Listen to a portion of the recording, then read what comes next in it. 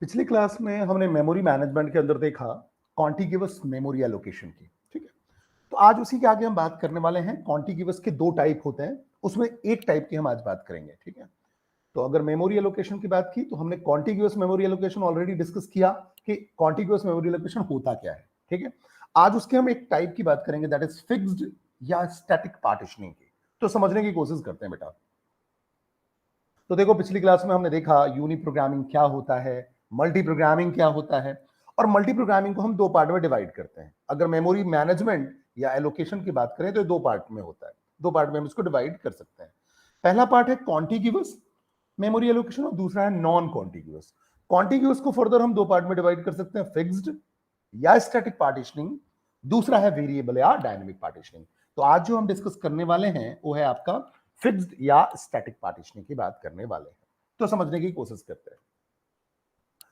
अगर देखा जाए बेटा तो आपका जो रैम होता है या प्राइमरी मेमोरी, जैसे कि अगर मैं इसकी बात करूं, ये आपका रैम है या प्राइमरी मेमोरी की बात हम कर रहे हैं या मेन मेमोरी की हम बात कर रहे हैं। ठीक है, तो जब हम फिक्स्ड पार्टीशनिंग की बात करते हैं या स्टैटिक पार्टीशनिंग की बात करते हैं, तो फिक्स्ड या स्टैटिक पार्टीशनिंग में इनिशियल लेवल पे, मतलब जब आपका कंप्यूटर या लैपटॉप कॉन्फ़िगर होता है, उसी वक्त हम क्या करते हैं, रैम की पार्टीशनिंग कर देते हैं। मैंने आपको बताया था पिछली क्लास में कि 1960 1970s के अराउंड सबसे पहले क्या करते थे, जो आपका रैम का एरिया होता था उसके पार्टीशन हम फिक्स कर देते थे। ठीक है, फिक्स मतलब अगर मान लो एक एरिया तो हमारा हो गया ओएस एरिया। ठीक है, जहां ओएस आपका ऑपरेटिंग सिस्टम रिसाइड करेगा। अब जो रिमेनिंग एरिया हो गया ये आपका यूजर एरिया हो गया, ये पूरा का पूरा यूजर एरिया हो गया, जहां आप यूजर प्रोसेसेस को एग्जीक्यूट कर सकते हो। वो आपके ऑपरेटिंग सिस्टम के एरिया में तो जा नहीं पाएंगे, तो ये जो रिमेनिंग ओएस एरिया को छोड़ के जो पूरा का पूरा रिमेनिंग एरिया है, ये आपका यूजर प्रोसेसेस के लिए हो गया। ठीक है, जहां यूजर अपने प्रोसेसेस को एग्जीक्यूट कर पाएंगे। तो क्या करेंगे, अगर मान लो ये आपका पूरा का पूरा जो एरिया है ये कुछ ऐसा है। ठीक है, इतना एरिया बचा हुआ है। ठीक है, और आपने देखा कि मुझे क्या करना है स्टार्टिंग में ही। ठीक है, कंप्यूटर के कॉन्फ़िगरेशन के वक्त ही आपने क्या किया कर दिया, इसको डिफरेंट पार्टीशंस में डिवाइड कर दिया। जैसे कि देखो, मैंने एक पार्टीशन में इसको डिवाइड किया है, 15 एमबी का पार्टीशन दूसरा, 18 एमबी का पार्टीशन तीसरा, 10 एमबी का पार्टीशन फोर्थ, 25 एमबी का पार्टीशन और फिफ्थ, 4 एमबी का पार्टीशन रख दिया। ठीक है, अब मैंने आपको बताया था एक पार्टीशन में केवल एक ही प्रोसेस को आप एक बार में रख सकते हो। ठीक है, मतलब इसमें अगर एक कोई प्रोसेस आ गया तो दूसरा प्रोसेस इसको शेयर नहीं कर पाएगा, भले ही मेमोरी बची हुई हो। ठीक है, अब पार्टीशंस आपके फिक्स हो गए। ठीक है, तो यहां देखो, अगर टोटल आपके पास 5 पार्टीशंस हैं तो एट अ टाइम आपके पास टोटल 5 ही प्रोसेस आ पाएंगे, क्योंकि 5 ही पार्टीशन है और एक पार्टीशन में केवल एक ही प्रोसेस को आप रिसाइड कर सकते हो। मेमोरी बची हुई भी है तो दूसरा प्रोसेस उसको शेयर नहीं कर पाएगा। ठीक है, तो फिक्स पार्टीशनिंग में आपके पार्टीशंस कैसे होते हैं, फिक्स्ड होते हैं। ठीक है, तो ये जो मैंने एग्जांपल लिया हुआ है इसमें हमारे पास टोटल 5 पार्टीशंस हैं। ठीक है, ये हमने ले लिया, ये टोटल 5 पार्टीशंस हैं, तो पार्टीशंस हमारे फिक्स हो गए। ठीक है, और पार्टीशन का देखो साइज भी फिक्स हो गया, पार्टीशन भी फिक्स हो गया और पार्टीशन का साइज भी फिक्स हो गया। अब प्रोसेसेस आएंगे, फ्रीक्वेंटली हम उनको चेक करते जाएंगे, जिसमें वो फिट हो पाएगा उसमें हम रख देंगे, जिसमें वो फिट हो पाएगा उसमें हम रख देंगे। रूल क्या बोलता है, आप प्रोसेस को डिवाइड नहीं कर सकते, जो प्रोसेस होगा उसको आप डिवाइड नहीं कर सकते, तो प्रोसेस डिवाइड नहीं होगा, ध्यान रखना। डिवाइड नहीं होने का मतलब, इसका मतलब ये हुआ कि अगर मान लो कोई प्रोसेस है और उसको 35 एमबी की रिक्वायरमेंट है। ठीक है, और आप देखो कोई भी ऐसा पार्टीशन नहीं है जिसमें 35 एमबी रख पाओ आप। ठीक है, तो ऐसा नहीं करोगे कि 25 एमबी का जो टास्क है यहां रख दिया, यहां एग्जीक्यूट कर दिया, और 10 एमबी का टास्क यहां एग्जीक्यूट कर दिया। It is not possible. एक प्रोसेस जो होगा वो पूरा का पूरा ब्लॉक लेगा, पूरा का पूरा पार्टीशन लेगा। ठीक है, क्योंकि ये पार्टीशंस में डिवाइड हो गए, जो यूजर एरिया है वो आपके पार्टीशन में डिवाइड हो गए। अब जो प्रोसेस होगा वो पूरा का पूरा ब्लॉक या पार्टीशन लेगा, इस बात को ध्यान रखना। ऐसा नहीं होगा कि उसके टास्क को हम डिवाइड करके दो पार्ट में डिवाइड करके एक जो पहला उसका जैसे प्रोसेस को हमने, एक प्रोसेस को हमने दो पार्ट में डिवाइड किया, पार्ट 1 और पार्ट 2, तो P1 को हम एग्जीक्यूट कर दें यहां और P2 को एग्जीक्यूट कर दें यहां, ऐसा नहीं होगा, ध्यान रखना। दूसरा, जो पार्टीशंस होंगे वो भी आपके कैसे डिवाइड नहीं होंगे, शेयरेबल नहीं होंगे। मतलब अगर एक पार्टीशन में मान लो P1 आ चुका है और उसके बाद 10 MB का स्पेस बचा हुआ है सपोज दैट, तो भी दूसरा पार्टीशन जिसको 10 MB या 10 MB से कम की रिक्वायरमेंट है यहां रिसाइड नहीं कर सकता, बिकॉज पूरा का पूरा पार्टीशन है। इसमें अगर एक प्रोसेस आ गया, अब उस प्रोसेस के आने के बाद अगर मेमोरी बची हुई है, मेमोरी अनयूज्ड है, तो भी दूसरा इसको शेयर नहीं कर सकता। मतलब वन पार्टीशन वन प्रोसेस। ठीक है, अब बात आगे समझते हैं। तो ये दो चीजें थी जो कि क्लियर हो गई आप लोगों को। ठीक है, थर्ड बड़ा ही इंपॉर्टेंट पॉइंट है। इंपॉर्टेंट पॉइंट अगर हम देखें तो क्या है कि हमने देखा कि जो प्रोसेस है वो आपका डिविजिबल नहीं है, जो पार्टीशन है वो भी आपका क्या होगा, डिविजिबल नहीं है।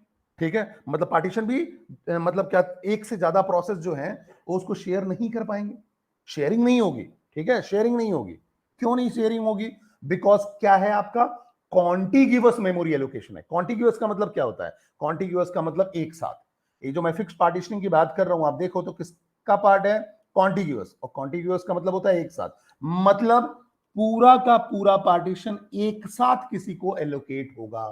ठीक है, एक से ज्यादा प्रोसेसेस एक पार्टीशन को शेयर नहीं कर सकते हैं। ठीक है, नेक्स्ट बात यह है कॉन्टिग्यूअस एलोकेशन है इसलिए स्पैनिंग अलाउड नहीं है, ध्यान रखना, इसलिए स्पैनिंग अलाउड नहीं है। ठीक है, स्पैनिंग मतलब, स्पैनिंग का मतलब होता है प्रोसेस को ब्रेक करना, जो मैंने अभी आपको समझाया कि आप प्रोसेस को क्या कर दो, ब्रेक करके, और दो पार्ट में आप उसको क्या कर लो, एग्जीक्यूट कर लो। ठीक है, तो प्रोसेस को ब्रेक करना, पार्टीशंस ब्रेक करना, पार्टीशन शेयर करना, ये सारे के सारे क्या कहलाते हैं? स्पैनिंग कहलाते हैं। तो स्पैनिंग अलाउड नहीं है बिकॉज कॉन्टिग्यूअस मेमोरी एलोकेशन है। ठीक है, तो इतनी बात तो हमें समझ में आ गई। अब हम चलते हैं आगे। अब देखो बेटा, अब हमारे पास ये प्रोसेसेस हैं, P1 2 MB का है, P2 7 MB का है, P3 1 MB का है, P4 5 MB का है और P5 10 MB का है। ठीक है, इन प्रोसेस को मुझे क्या करना है, जो हमारा ये यूजर एरिया है इसमें रिसाइड करवाना है, यूजर एरिया में रिसाइड करवाना है, ध्यान रखना। ठीक है, क्योंकि ओएस एरिया में आप रिसाइड नहीं कर पाओगे। तो जो मैंने आपको फिक्स्ड पार्टीशनिंग का स्ट्रक्चर समझाया उसमें आपके पास पार्टीशंस फिक्स्ड हैं। यहां अगर आप देखो तो आपके पास टोटल 5 पार्टीशंस हैं, 1 2 3 4 5। ठीक है, अगर आप देखो तो इसमें कोई कॉम्प्लेक्सिटी नहीं है, बड़ा ही सिंपल मैकेनिज्म है। क्यों? जैसे ही जो प्रोसेस आएगा एक एक सीक्वेंस में चेक करता जाएगा। अगर प्रोसेस का साइज, जो ये प्रोसेस है मान लो ये P1 P2 P3, तो ये जो प्रोसेसेस हैं इनके साइज अगर आपके अवेलेबल पार्टीशन से, अवेलेबल पार्टीशन जो भी है उसका जो साइज है उससे छोटा या बराबर है तो एलोकेट हो जाएगा। अगर प्रोसेस का साइज बड़ा है तो बट ऑब्वियसली हमें आगे चेक करना पड़ेगा। ठीक है, तो देखा जाए तो जो फिक्स पार्टीशन है वो सिंपल है। दूसरा, मल्टी प्रोग्रामिंग हो रही है। ठीक है, अगर 5 पार्टीशन है तो 5 प्रोसेस तो कम से कम आ रहे हैं। ठीक है, हाँ ये बात अलग है कि डिग्री ऑफ मल्टी प्रोग्रामिंग थोड़ी वीक है क्योंकि यहां लिमिटेड है पार्टीशन, आपको पहले से पता है कि 5 पार्टीशन है मतलब 5 ही प्रोसेस आ पाएंगे। Limited degree of multi programming है लेकिन डिग्री ऑफ मल्टी प्रोग्रामिंग है। ठीक है, इंप्लीमेंटेशन बड़ा ही सिंपल है क्योंकि आपने स्टार्टिंग में ही पार्टीशन डिवाइड कर दिया। तो यही इसके एडवांटेजेस हैं। फिक्स पार्टीशनिंग में सिंपल है, दूसरा degree of multi programming weak तो है लेकिन है, और तीसरा इंप्लीमेंटेशन सिंपल है। ठीक है, तो अब देखो P1 इक्वल टू 2 MB है तो क्या करेगा, सबसे पहले स्टार्टिंग से सर्च करना चालू करेगा। तो देखेगा P1 इक्वल टू 2 MB यहां एकोमोडेट हो सकता है। क्यों? बिकॉज 2 MB इज स्मॉलर और equal to 15 MB। Yes it is true. ठीक है, तो यहां 2 MB ले लेगा, तो ये अब आपका आ गया 2 MB स्पेस, इसमें P1 रिसाइड कर रहा है।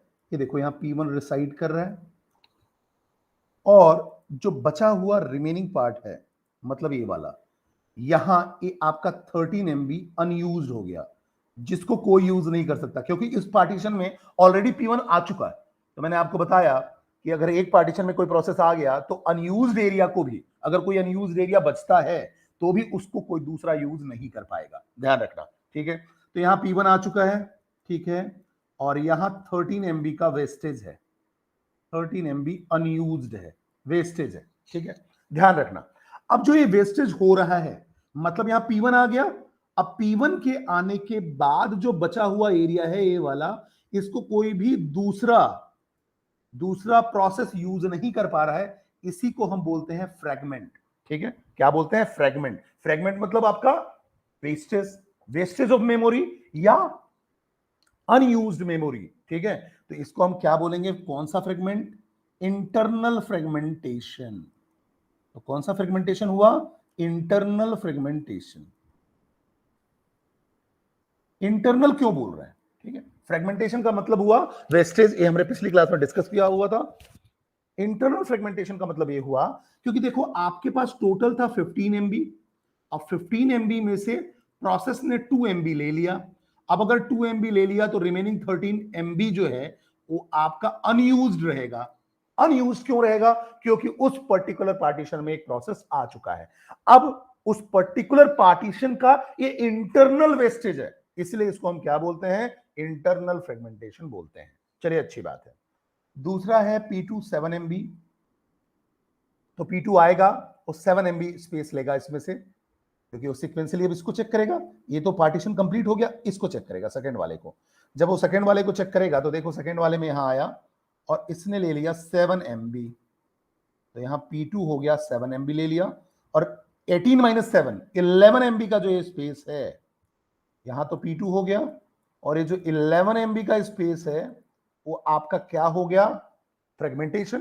कौन सा? इंटरनल फ्रेगमेंटेशन, क्योंकि कोई भी दूसरा अब इस पार्टीशन में नहीं आ सकता है। ठीक है, तो इसका इंटरनल फ्रेगमेंटेशन है। ठीक है, P2 के चलते, तो इसलिए हम इसको क्या बोलेंगे? Internal fragmentation. ठीक है, फिर P3 आएगा। अब ये दो पार्टीशन तो आपके कंप्लीट हो गए। P3 आएगा, P3 बोलेगा कि मुझे तो 1 MB का स्पेस चाहिए। बोले ठीक है, 10 MB में 1 MB एकोमोडेट हो जाएगा, because 1 MB is less than equal to 10 MB, less than और इक्वल टू, बिल्कुल सही है कंडीशन। तो ये 1 MB का स्पेस लेगा, ले लिया 1 MB का, और यहां आ जाएगा P3। ठीक है, और 10 - 1 कर दो तो 9 MB का जो स्पेस बच गया वो अनयूज्ड होगा, और ये क्या कहलाएगा? Internal fragmentation. तो यहां 9 MB का इंटरनल फ्रेगमेंटेशन हुआ। चलिए, अच्छी बात है। अब नेक्स्ट बात करते हैं, 25 MB है। अब P4 जो है वो, उसको कितना चाहिए? 5 MB। ये आएगा 5 MB लेगा। देखो P4 ने 5 MB लिया, तो बट ऑब्वियस है यहां 20 MB जो स्पेस है, 20 MB स्पेस जो है वो अनयूज्ड हुआ। तो ये क्या कहलाएगा? Internal fragmentation. ठीक है, इंटरनल फ्रेगमेंटेशन हो गया। ठीक है, तो अगर आप देखो, अभी मैं P5 की बात नहीं कर रहा हूं, अभी इतने में ही अगर मैं देखूं तो आपके पास क्या है? Internal fragmentation 13 MB, then 11 MB और 9 MB plus 20 MB। It means अगर 20 + 9 आप कैलकुलेट करो, 20 + 9 + 11 + 13, तो टोटल 53 MB का इंटरनल फ्रेगमेंटेशन आ चुका है।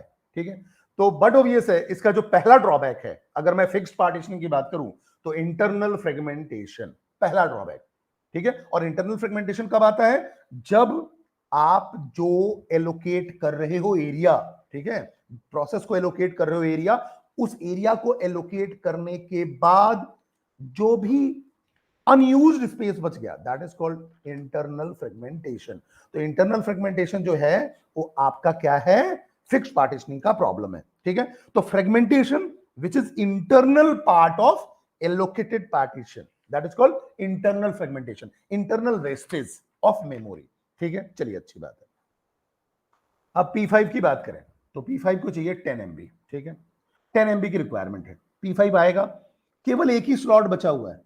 देखो, केवल एक ही स्लॉट बचा हुआ है। अब अगर केवल एक ही स्लॉट बचा हुआ है तो हम उसी में फिट कर पाएंगे केवल। ठीक है, कितना रिक्वायरमेंट है? देखो 10 MB की रिक्वायरमेंट है, और है कितना? 4 MB। ठीक है, तो 4 MB जो होता है वो लेस देन और इक्वल टू 10 MB होता है क्या? नहीं, फॉल्स।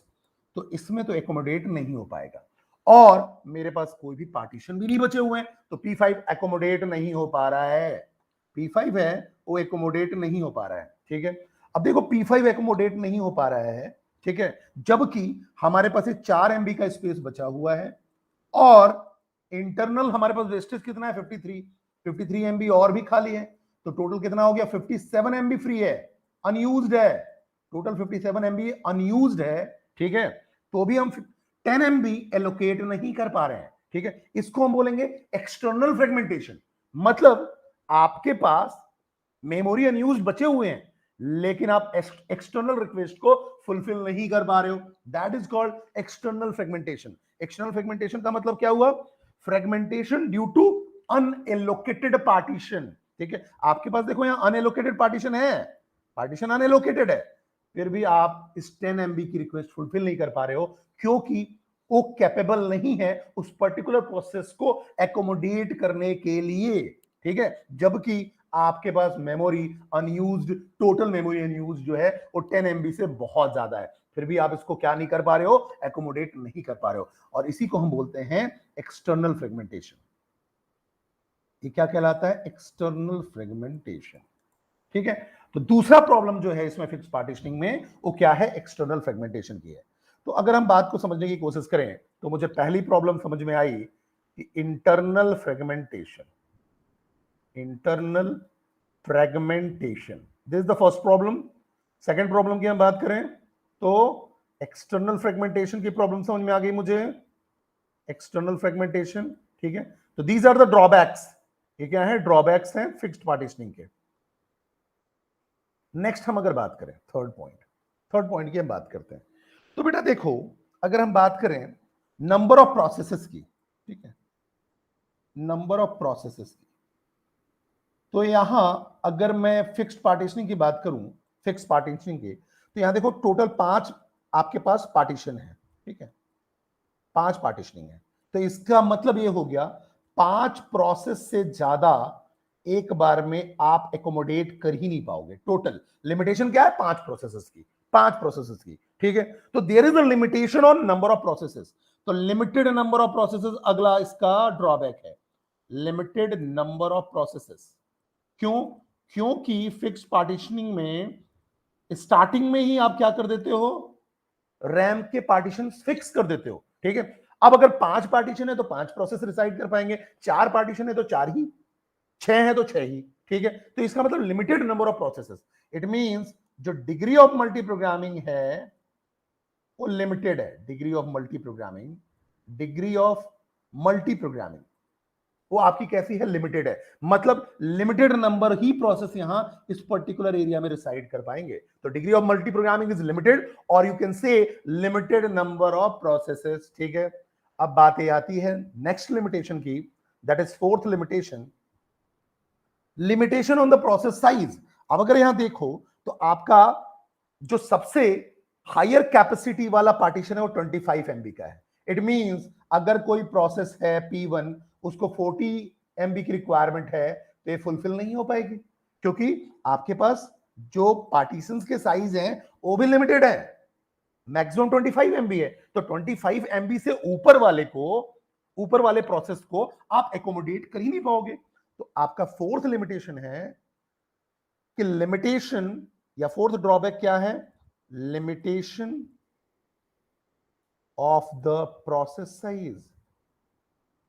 प्रोसेस साइज की भी बाउंडेशन है कि जो मैक्सिमम आपका स्पेस है उससे ज्यादा आप एकोमोडेट कर ही नहीं सकते हो, क्योंकि पार्टीशन जो है वो आपके कंप्यूटर के कॉन्फ़िगरेशन के वक्त ही फिक्स कर दिए गए हैं। तो these are the 4 drawbacks, internal fragmentation, second is external fragmentation, third is limited number of processes, and fourth is limitation of the process size, ठीक है। तो प्रोसेस साइज पे भी लिमिटेशन है, ठीक है।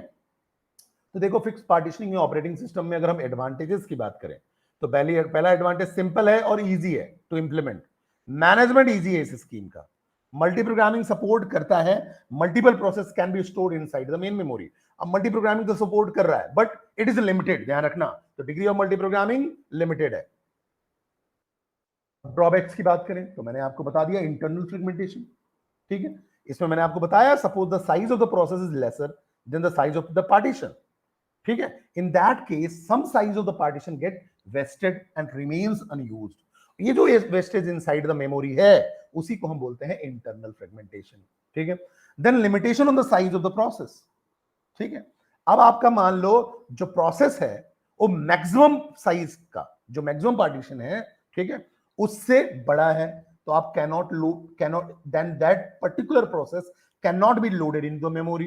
Due to this a condition is imposed on the size of the process, and it is the size of the process cannot be larger than the size of the largest partition. तो इसमें limitation क्या हो गई, जो भी size है उसके larger partition से बड़ी नहीं होनी चाहिए. जो भी प्रोसेस का साइज है इस 25 MB से बड़ी नहीं होनी चाहिए, अगर मैं इस एग्जांपल की बात करूं, ठीक है. देन एक्सटर्नल फ्रेगमेंटेशन, ये मैंने आपको बताया. It is another drawback of the fixed size partitioning scheme, as total unused space by various partition cannot be used in order to load the processes even though there is the availability of space, but it is not in the contiguous fashion. अब यहां पर मैं आपको बता रहा था कि P5 जो है उसको 10 MB ही चाहिए था, लेकिन आपके पास टोटल ये 4 MB फ्री और बाकी जो इंटरनल फ्रेगमेंटेशन थे उनको मिला के 57 MB फ्री था, लेकिन कोई भी पार्टीशन फ्री नहीं था जो 10 MB को एकोमोडेट कर पाए, इसलिए 10 MB को इसने एकोमोडेट नहीं कर पाया. ठीक है, तो अगर 10 MB एकोमोडेट नहीं हो पाया तो क्यों नहीं हो पाया, because of the fragmentation due to unallocated partition and it is not contiguous. और जो भी स्पेसेस बचे हुए थे वो आपके कैसे थे, कॉन्टिग्यूअस वे में नहीं थे, एक जगह नहीं थे, एक पर्टिकुलर पार्टीशन नहीं था जो कि पूरा का पूरा 10 MB को एकोमोडेट कर पाए. दैट्स वाई जो फ्रेगमेंटेशन हुआ उसको हम बोलते हैं external fragmentation. Total unused space by various partition cannot be used in order to load the processes even though there is the availability of space, but it is not enough in the contiguous fashion. Then degree of multiprogramming is less.